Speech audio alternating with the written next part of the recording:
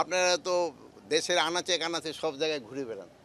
আমার মনে হয় চেঞ্জ অনেক হয়েছে, তারপরও আল্লাহ দিলে আরও হবে।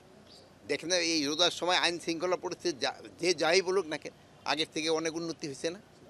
পুলিশের ধরেন যে এই ধরনের আসামি ছিনতাই করে নিয়ে যাচ্ছে, এগুলি ক্ষেত্রে আপনারা বলবেন, এবং যারা ছিনতাই করে নিচ্ছে তাদের কিন্তু আমরা আইনের আওতায় নিয়ে আসছি। এগুলি ক্ষেত্রে আপনারা সত্যি ঘটনা যেটা সাথে সাথে জানাবেন, আমরা ব্যবস্থা নেব।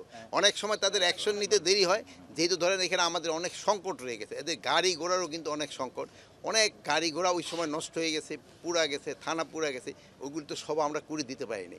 আমরা তো একটা নতুন গাড়ি এখন পর্যন্ত কিনে পারি না, যেহেতু প্রসিডিউর অনেক টাকা স্যাংশন হয়েছে। এটা যদি হয়, এটা তাদের এই ব্যবস্থা আরও উন্নতি হবে। পুলিশ না এখন এই সব দেয়, বাট এইটা কিন্তু অনেক কমে আসছে, অনেক কমে আসছে। এই যে সিলেটে যে ঘটনাটা ঘটছে, তাদের কিন্তু আইনের আওতায় নিয়ে আসা হয়েছে, অনেকেরই কিন্তু ধরে ফেলা হয়েছে। এখানে কিন্তু কোনো কোনো কাউরে বাস করা হয় নাই যে এইটা আমার এই ভাইয়ের ছেলে বা এই ভাইয়ের ভাই, এই হিসাবে কিন্তু আমরা করি নাই। যে অন্যায় করছে তারই আমরা আইনের আওতায় নিয়ে আসি। সবার ক্ষেত্রে একই নির্দেশনা, এবং আপনাদের কাছেও আমরা একটা অনুরোধ করব, আইন যেন কেউ নিজের হাতে তুলে না নেয়। আইন প্রয়োগ করার যারা, তাদের হাতে তাদের অস্ত্র আমরা যতটা এক্সপেকটেশন ছিল, আমরা অত উদ্ধার এখনো কমপ্লিট হয় নাই। আমরা চেষ্টা করে যাচ্ছি উদ্ধার করতে, যেটা নিয়ে আমরা পারি নাই ওইটা তো আমরা বলবো।